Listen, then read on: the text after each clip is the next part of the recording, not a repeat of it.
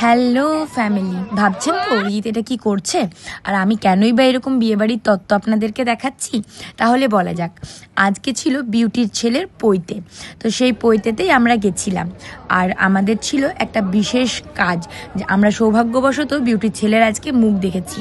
আমরা যখন পৌঁছেছি তখন মোটামুটি যজ্ঞটা শেষের দিকে, আর তারপরেই শুরু হয়ে গেছিলো মুখ দেখার যে নিয়মকানুনগুলো থাকে সেগুলো। প্রথমে তো ছেলেকে আমরা হাঁটিয়ে তারপর কোলে নিয়ে ঠাকুর মন্দিরে যাওয়া হলো।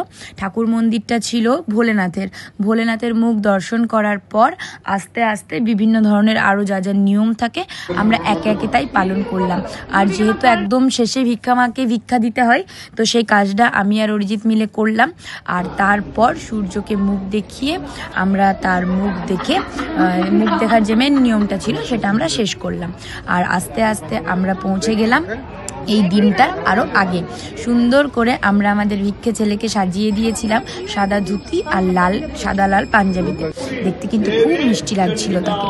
তারপর আমরা যেহেতু এটা ঘাগরবুড়িতে পৈতেটা হয়েছিল, তাই সেখানে পুজো দিয়ে আমরা আবার পৈতে বাড়িতেই ফিরে এলাম। পৈতে বাড়িতে যেহেতু আমাদের সব কাজ হয়ে গেছিলো, তাই আমরা ভাবলাম এবার একটু ওদের যে মেনুগুলো আছে সেগুলো টেস্ট করা যাক। তো বিউটি আমাদেরকে নিয়ে গেছিলো। ফুচকা দিয়ে শুরু করেছিলাম, তারপর কোল্ড ড্রিঙ্কস, পান আরও অনেক কিছু স্টল ছিল, সেগুলো আমরা একে একে টেস্ট করলাম। আর আমরা প্রত্যেকে খুব এনজয় করেছি দিনটা।